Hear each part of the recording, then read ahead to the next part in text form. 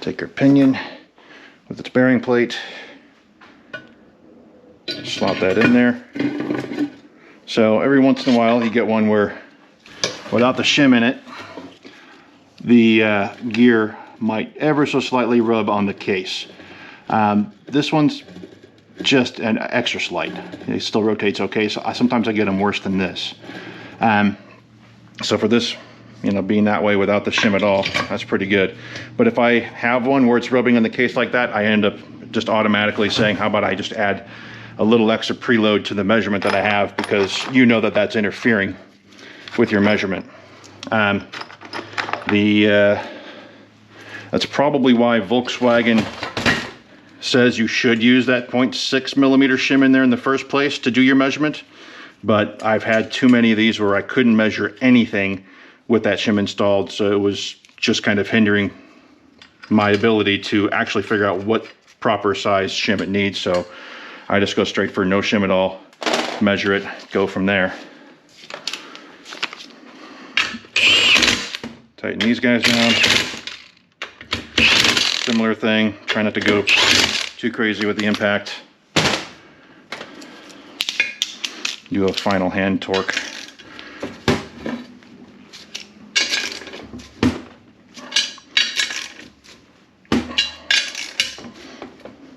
Okay, now flip it up, and there definitely is some movement there. So I actually kind of created a new tool for this. I used to actually just take one of these big bearing plates. I could just place it on here and it was thick enough, heavy enough that it wouldn't move and rock around. Then I have the magnetic based dial indicator that would go on there and measure it, but we're also dealing with an extra tall pinion shaft now, so that's not going to work. So earlier today, I was just kind of wandering around the warehouse wondering what I could use, and I saw this broken piece of pallet sitting around. I was like, hey, that'll work. Let's go ahead and take this nice thick piece of wood, take a M10 by 150 bolt, bolt it into where the dog bone goes, or at least the small bracket end of it goes, tighten it down, and then you can see that is tall enough to get my dial indicator above the pinion shaft. That's all I needed.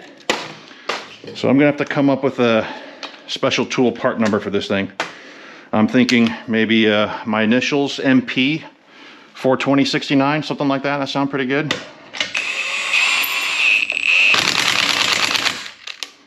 So I might need a shorter M10 bolt.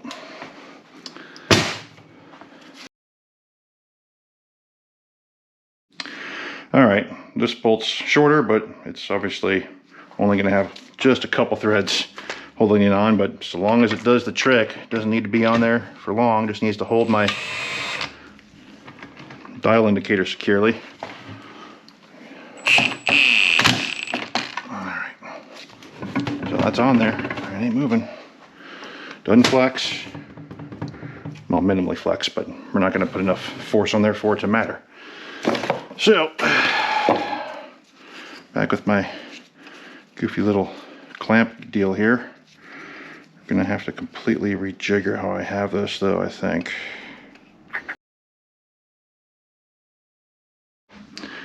All right, I actually even completely switched my dial indicator, this kind of westward piece of crap here. I was wondering why I was getting so weird, rotating back and forth, trying, you know, every time I tweak it just a little bit or just try to move this dial, I feel like the whole thing would wobble, and it looked like it's actually all these screws on the back of the dang gauge are loosening up. So whatever, I got my Matco one on there now, so we're going to just roll with that. That's a better gauge anyway, I'm pretty sure. The Westward one actually has been very accurate and has served me well, but it's yeah, it needs a little more attention than I'm willing to give it at the moment. So here we go. We're at 0. Pull up the pinion shaft. Trying to get this measurement accurate. So do this a number of times. It's not quite returning back to 0. Well, yeah. Well, so 33 to 34 is looking like what we're looking at. Let me do one little tweak here. Just trying to make sure I get a consistent measurement.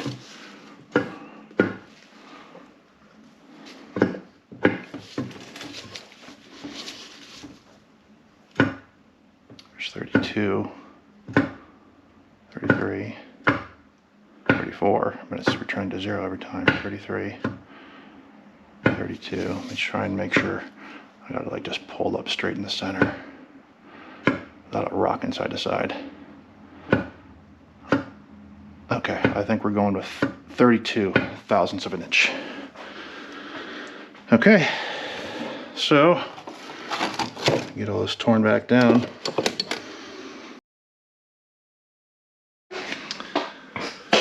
Well, we at least got it torn down, and I got my shim found. I actually had to dip into my stash of new shims.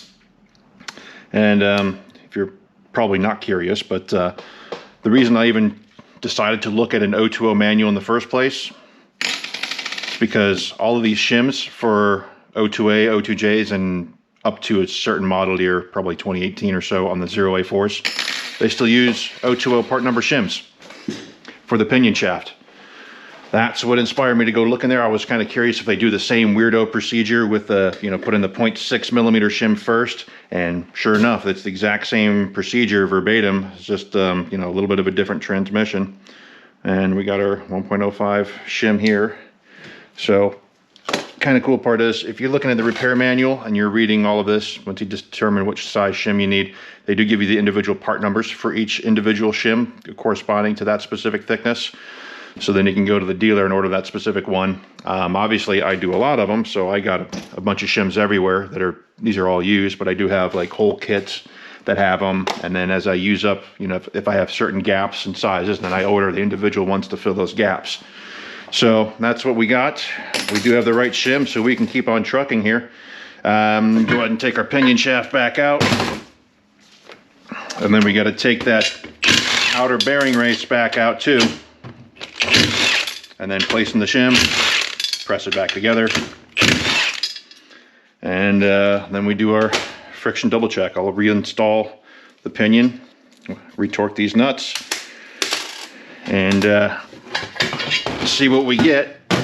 The preload on this is going to be a little bit lighter, obviously. When you see the shim size is only plus 0.25 is what I used. Repair manual says to do a plus 0.2, but my experience has said usually you need a little bit more than that to get it within range.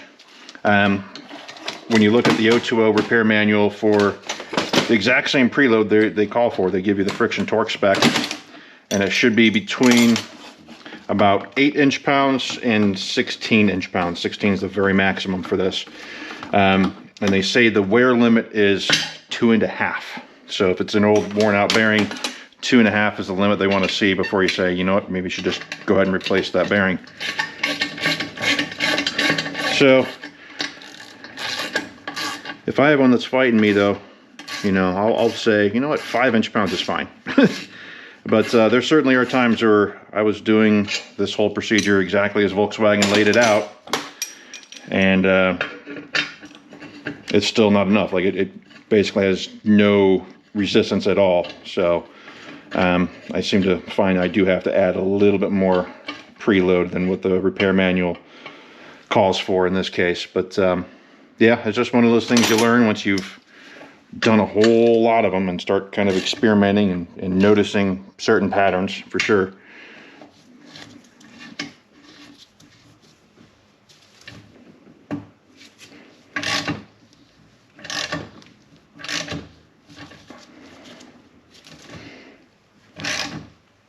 Okay, that's fully expanded now.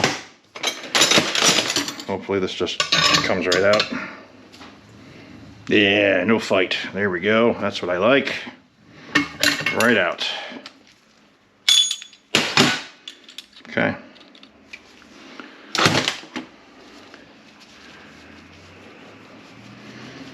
So let's go ahead and throw the shim in there. Throw the bearing race back in. And then back to the press we go.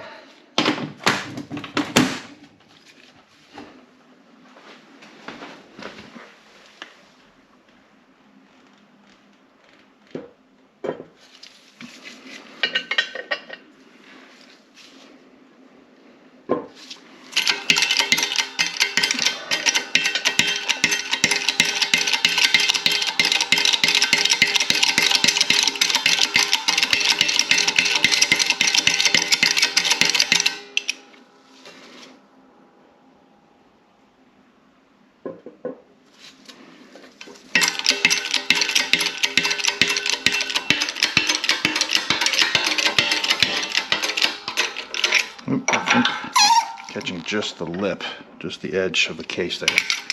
Readjust that. Okay.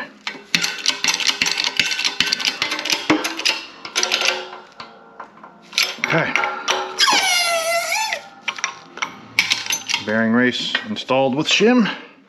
Let's do our double check. Make sure any little bit of gunk that was introduced by doing that is in there.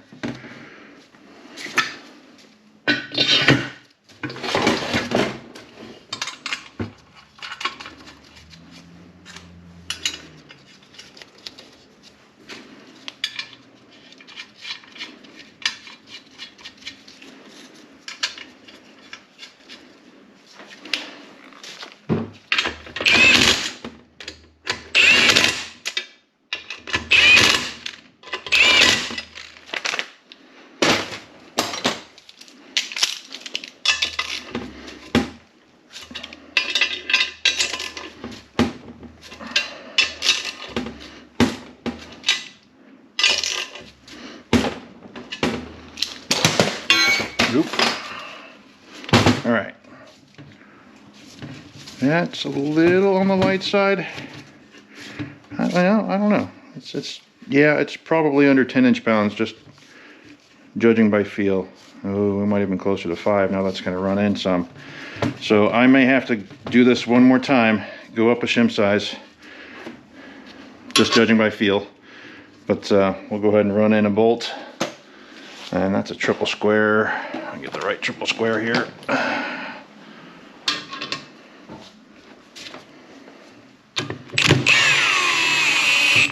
Okay.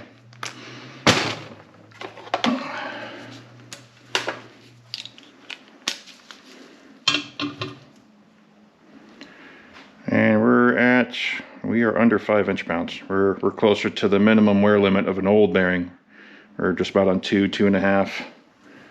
So yeah, I need to go up a shim size. This is just a little too light, and this was with a 0.25 preload. So I'm actually gonna have to go up to the 0.3 preload, go from there.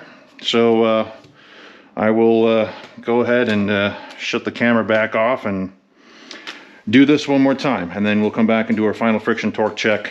And once we're done there, then we should be good to go as far as being ready to put the pinion back together with all the gears, and then we get the final assembly of everything.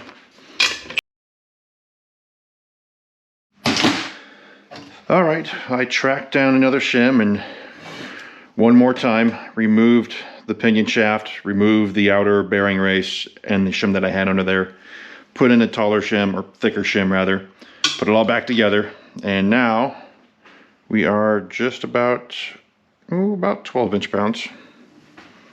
You gotta give it a couple more rotations just to free it up. Yeah, I'd say that's about 12 inch-pounds. So we're kind of right in the middle. That Volkswagen on the old O2O repair manual, at least, what they wanted to see it at. Yeah, maybe it's almost more like 11 now, that's great though. So that's about as perfect as it gets. That's what I like to see. So I am very happy with that. So once again, now we're just tearing it back down. And last but not least for today, we are going to get the 1st through 4th gear stack installed on the pinion shaft.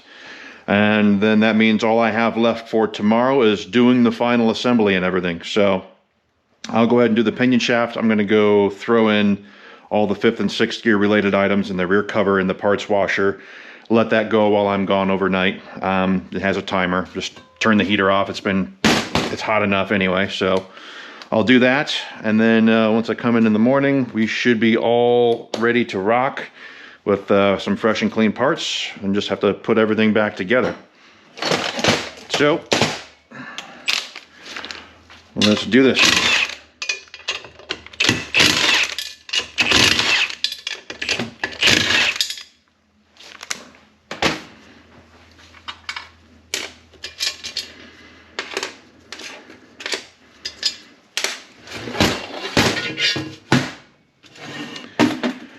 So what I normally do when I'm putting these together Oop, actually, I need that washer. That is part of what I'm going to be putting back on my pinion stack here. That goes under that sleeve. I might have to, we'll see if this even fits at this level. I might have to go down one on the press. So let's just get this over here. I don't like to press on this because obviously things that need to go on here, it's going to try and press on this plate. It bottoms out in the studs. There's a little space that needs to be underneath the pinion, basically. Otherwise, you're putting all the force in these studs. It might have these studs start backing out as you're trying to put everything back on the pinion shaft. And yes, it definitely looks like I 100% need to go down another level.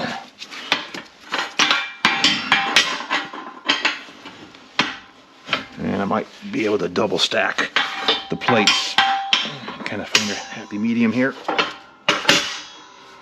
Do that. So one thing I have found is, once again, we're going back to our input shaft inner race. Main thing is I'm just trying to get it on this back surface of the pinion. If you can see that. I'm trying to not touch the bearing necessarily, especially not trying to touch the outer race or outer cage, because that'll deform pretty easily. So just turn that up like that and try and keep it as centered as I can on that little race. So step one is relatively easy. It's just first gear. Actually, the needle bearing for first gear. So remember our goofy little shim. I was just commenting on how this doesn't have the dip on the inside. It does on the bottom of it. That's going to go rest on the bearing of the pinion. Let me see if I could actually even find what the yeah, this is the same washer on an O2A, O2J. It actually, so on the top side, it does actually recess down a bit. The O2S does not, so that's an interesting difference. And that just goes straight on top of the bearing like that. And again, that little uneven piece pointing down, because it's going to go right on the inner race of the pinion bearing. And then we have our needle bearing for first gear. Drops on like that. And then we grab first gear. So, I mean, everything's loose right now, but it's pretty easy. So, obviously, with the input shaft, everything is inverse. First gear is your smallest gear on the input shaft, but that means it's the biggest gear on your output shaft. And then they start going in reverse. So, you know, you go to second gear, output is a little bit smaller, where second gear on the input's a little bit bigger. And it just keeps on going on and on like that. And that's what makes your different gear ratio. And if you want to know how to calculate a gear ratio, I think I mentioned it when I was talking about the ring and pinion. You take your output gear tooth count, divide it by how much you have on the input tooth count, and that is your ratio. So now we got to go back to our synchros here. And if you remember, they are 3-piece for first and second gear. And the one with the channels is what was on first gear in this case. It's really unusual to find a transmission that has one of each style. One has the channels and one has this kind of I call it a bed liner material. It's kind of like sandpaper that's been sprayed on kind of thing. So we've already inspected these synchros. When I initially took this thing apart, they all looked really excellent. So they're going back in as they were. Put our middle ring in there and inner ring. And this is just going to go on top, and these notches need to engage the opening there on the gear. So just put that on there.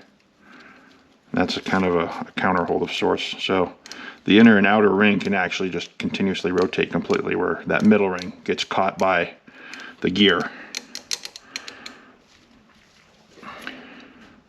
Keep that there. So next up, we need our first and second gear selector. I have that buried in here out of the parts washer from yesterday. So first thing, you know, if you have, I just want to make sure that this is sliding freely. There's nothing that's hanging it up anywhere. That's the most important part.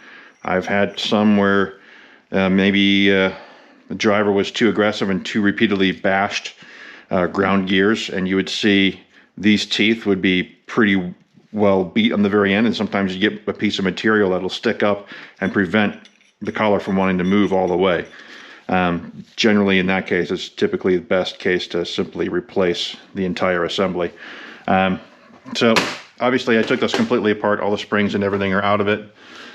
This being a relatively low mile transmission, and everything looking as good as it does, I am not overly concerned about replacing things like these little tabs. So sometimes I get these where the selector collar will kind of wear a line right in the middle, and then you can actually even see where on the step it's kind of worn through a bit. So when you see any significant wear there, you do want to replace these. And again, on higher mileage transmissions, this one only has about 50,000 on it, most of these parts anyway. I've seen plenty of these springs where these tabs, the retainers, wear into the back side of the spring, and eventually you can have one of these springs break on you and then also make it near impossible to engage a gear, especially while the engine is running. But again, everything in here looks like brand new, so we're just putting it back together the way it was. So if you have it completely apart, if you want to know exactly how this is supposed to go together, you obviously have two different size slots. The small slots are for our little retainers to go into. The big slots are actually for this synchro end to go into, that little tab there. So first thing we're going to do, there are also these cutouts in the collar that the tab is going to ride into. So they're actually, these two outer ones are slightly not as deep of a cut.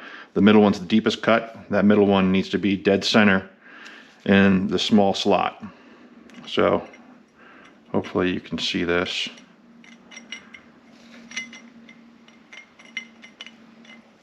Like so. Assemble that first, and I can go ahead and put these tabs in, the narrow slots. And then the springs, they have a little hook on the end of it. You want that hook to hook on the inside of one of these little dogs or retainer tabs. Like so. And that'll keep the spring from wanting to rotate around, so you make sure all three have pressure from the one spring at a time, because if you get this thing that, if it pops out of here and it rotates around too much, you might have one that doesn't have any spring pressure at all on it, and that'll make for a bad time. So when you're doing the second spring on the other side, you just want to make sure you're not putting the hook in the same tab. Make it so, like, I usually try to make it so the very middle of the spring is on the back side of this tab. So flip it over, and I'll just put the hook, you know, all the way over here, and then the middle of the spring on that tab that has the hook on the other side. And then there we go. We are ready to rock and put this in.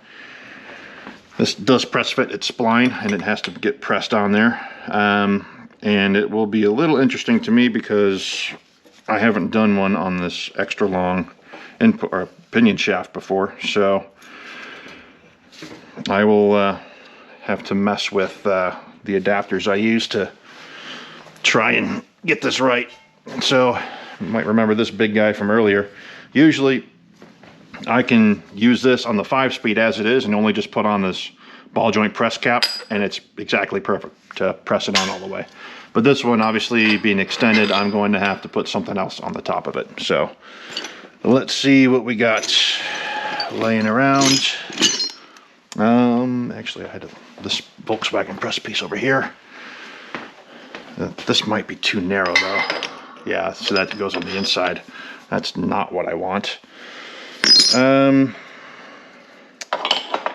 I could try with one of these bearings to step it down maybe, and that might do the trick. Ooh, I actually would have to yeah, that Touareg diff bearing is actually going to work great. Let me see if I can find one from a actual Volkswagen front wheel drive. Let's see, those are actually, yeah, I could make one of those work too. Are they too? Yeah, that'll still work too. So I just got to be real careful with how you're placing it, but it'll work. So yeah, just get creative with what you got laying around. But for right now, I need to get rid of one of these. It's just going to be a little too tall for the amount of adapters I need. So get that recentered again. Put that on. And this guy. Just as proof of concept, I'll use the inner diameter of what I believe was an old O2J diff bearing. But I think that Touareg one was actually sized a little more safely, but yeah. We'll just see what we get with this one first. Ooh, I may not actually be on a spline that's going to go on very easily. Interesting. I don't like that feeling.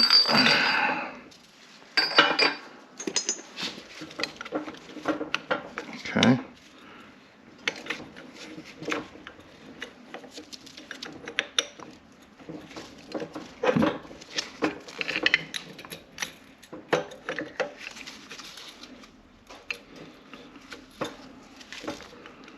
Okay, I think we're in an okay spot now. Got to rotate my synchro around. So again, got to make sure my synchro is lined up where we got that kind of block piece lined up with the big opening on our selector.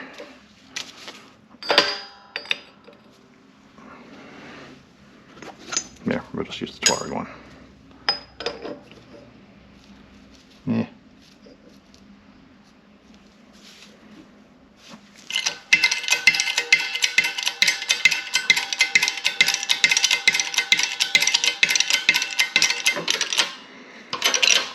I don't like that. That is bizarre. I have not had one not just start to go on. I really don't want to force it overly hard. It should just start to press on as is. So that's disconcerting. Kind of wondering. See, it pops right off easy too. That's the bizarre part. Do they taper this thing a little bit? I'm not going to press it on this way with the collar oriented the way it is, but you know, maybe this one is more directional than I'm used to from the 5-speeds. I'm going to disassemble this again, and I'm going to flip the collar over. Don't normally have to do this on the 5-speed. They can generally go either direction, except for the very early 02Js and the 02As, because they'll have a different inner diameter on one side. So, yeah, that's, I don't know. Let's try it out.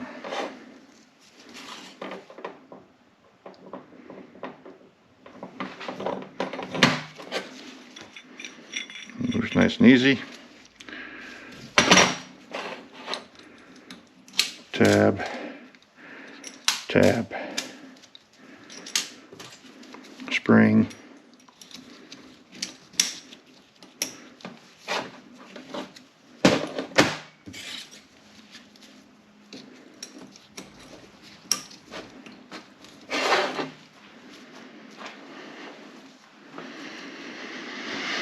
Okay.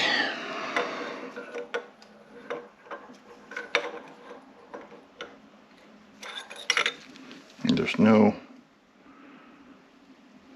master key spline or anything. It's all symmetrical as far as I can see. So, yeah, that's just very bizarre.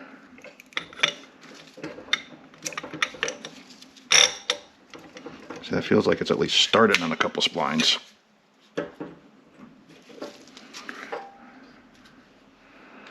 Usually the feeling I'm going for. So hopefully this does it. I'll go back to the small one.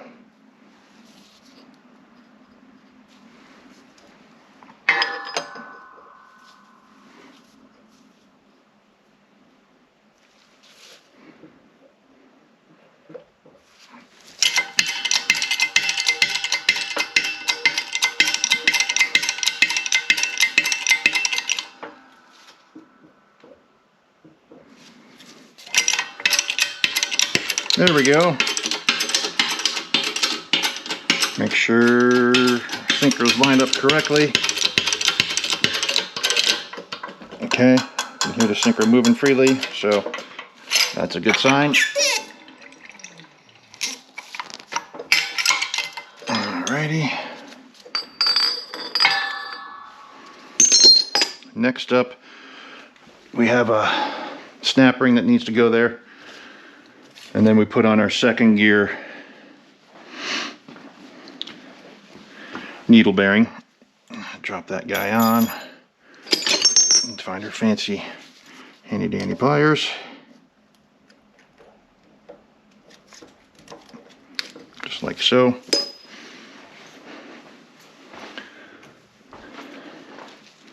Needle bearing is super clean looking. Drop that on there.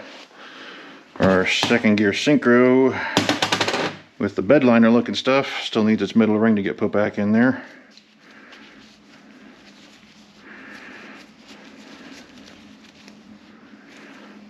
Right, just like so. Boom, boom. And this basically is going upside down. Just place it straight in the selector first. And now when we put on second gear, we're probably not going to land the tabs perfectly in these gaps, so we kind of just have to turn the gear until it drops in all the way. And you can see how the back of the gear is not level with the surface on the pinion and that bearing. They should all three be level with each other. So just keep on rotating it around until it drops, just like that. Now it's exactly where it's supposed to be.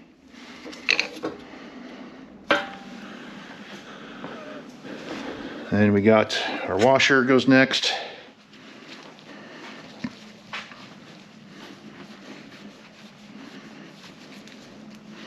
Just drop that straight on there. And we have third gear needle bearing, which is actually two pieces, and we have to press fit the sleeve that those bearings ride on. So drop that like so. This should actually be kind of interesting because once more, this is a lot longer shaft than I'm used to. I will definitely be having to find a alternate solution here for sure. Ooh, that is just too small. I could probably put a washer on there though, and it would work, or something similar. Let's see what else we got. There's an old sleeve. That might be too small though. Well, how about this guy? Will this actually fit on the diameter there? Oh, I think we got a winner. Let's try that. Just gotta make sure it stays very precisely on there.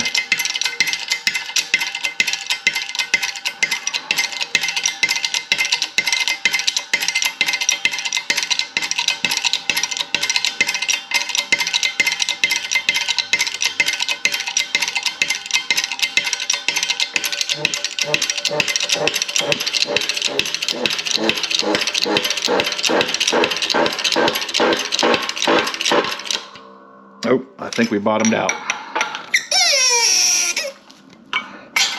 We bottomed out, but the sleeve did not bottom out.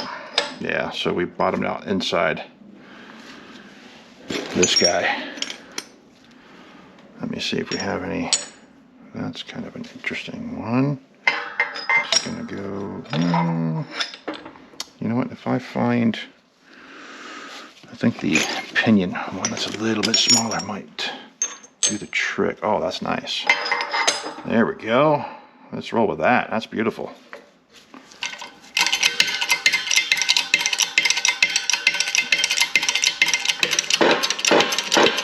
There we go. The sleeve went all the way down.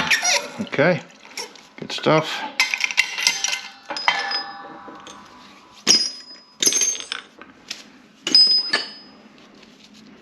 These look really nice and clean. Throw them on there. And then we can just grab third gear. So once again, third and fourth gear look very similar at a glance. So once again, we're just going to look and see which one's bigger. Obviously, third gear, that's the bigger one. Drop that on, just like so. Grab our one of our 3/4 synchros. Place that on there. And now I have to assemble the 3/4 synchro assembly. Actually, kind of an interesting note. This is a revised synchro selector and synchro assembly. The 02J, their original ones, are they're not going to have these extra cutouts. There's one with an extra cutout there. Let's see what else we got floating around in here. Oh, I think this one's pretty roasted looking, like everything else in here, but nope, that one's got them too. Okay. Well, there is a version of these that don't have the cutouts. Some of the late 02Js came with them, but they still use the original style synchros. No. Yeah, actually. So that's what the synchro would normally look like. They would not have the tabs, it just has these cutouts where the little knockout pieces would be. So, like 02Js, still use these early style synchros that don't have the extra pieces that interface with these slots, but they often come with the selectors that do have the slots, which is strange. But that just means either transmission really could just use, or either, if a transmission has this selector, it realistically could use either synchro. It could use the old style one, or it could use these newer ones with the extra tabs here. So, once again, we have one of these pieces has a little cutout that you got to put your tab into. Yeah, this moves nice and smooth. If you get slightly sideways, it'll catch, but yeah, that's works nice. So, get our tabs put in there, once again in the small slots with the little notches on the outer ring lined up. And yep, these springs look good. So same principle as the first and second gear assembly. Like so. Flip it over. This one has a hook in it, so we're going to make sure it doesn't have the hook on the back side. So we're going to go to the next one.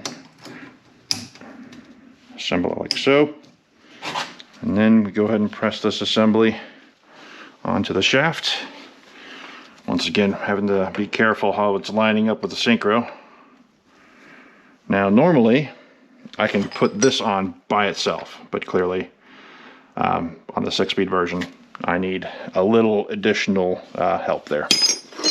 So I might do this guy and a combination of the other one. I'm going to have to go up higher.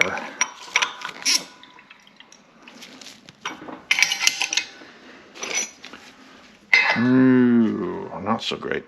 Okay. This does actually sit there. I don't know if there's going to be quite enough room though for how far I have to press that down.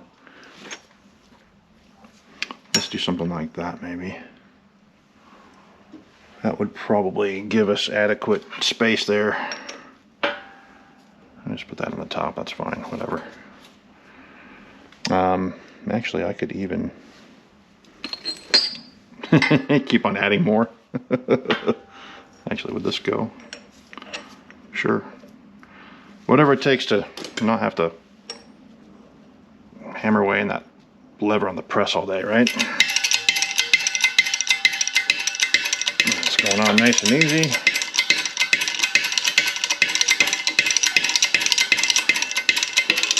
Okay. That is on. You can hear the synchro moving freely and knocking around as it reaches the end of the slot there. That's what we want. Okay. Next we have 4th gear's sleeve and needle bearing to go on.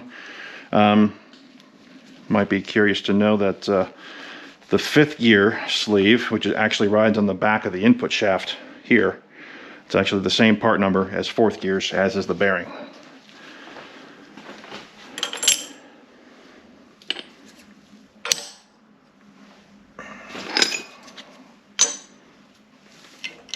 know. Yeah.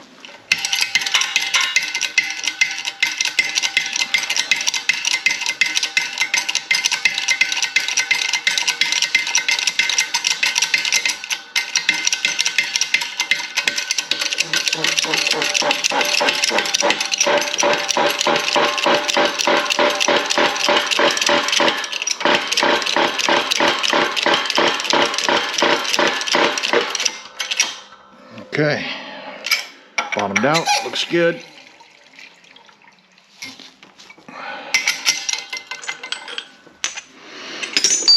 Put our bearing on there.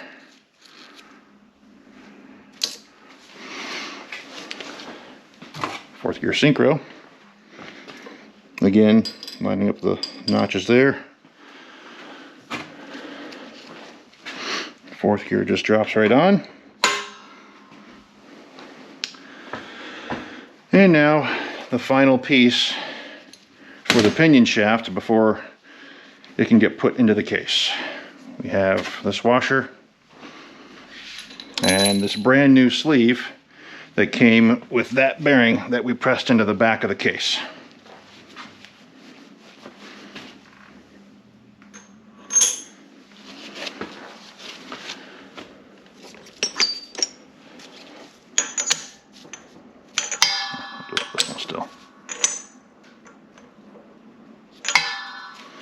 So this actually, yeah, we could do that.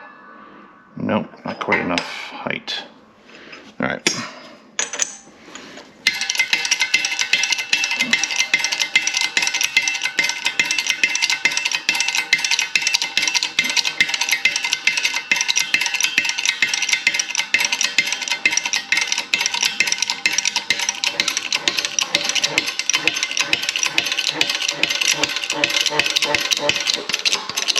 Okay, with that pressed together, we just want to make sure all our gears move freely on their needle bearings when they're not selected.